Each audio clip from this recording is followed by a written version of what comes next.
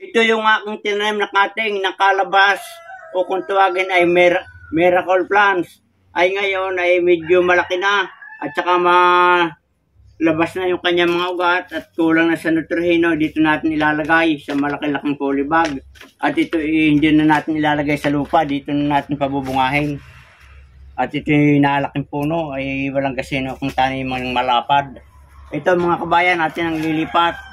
At ito may ating alagaan ng abuno ng ating mga organikong pataba, bubunga din siya. At ating pupruning. Yung mabutas na din, mas malaki rin.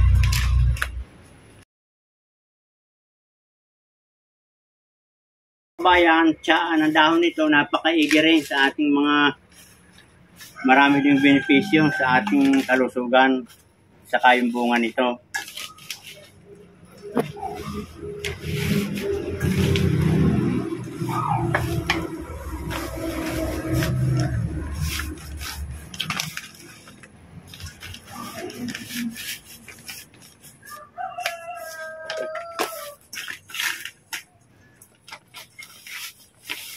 Kabayan, pagkaraan ng mahigit na 1 buwan na ating mairipat itong ating kalabas o miracle fruit, ito makikita ninyo boom na ang kanyang mga sanga, dumami na at pati yung kanyang mga dahon ay napakalusog at berdeng-berde.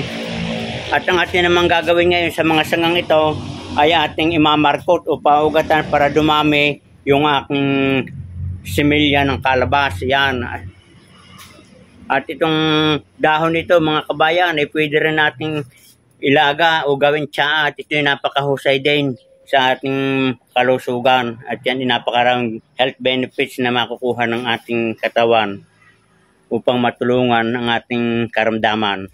Napakaganda mga kabayan at ito pagka may mga 1 taon pa baka ito bumunga na o malaki na ang kanyang puno. Ito tinanim ko lang na cutting ay ngayon lumaki na pagkaraan 2 taon. Yan. So yan mga kabayan, hanggang dito na lamang at sana may natutunan kayo sa aking paglilipat at yan para hindi ito dumami sa ngayon nga akin ang sisimulan na ng pagmamarkot.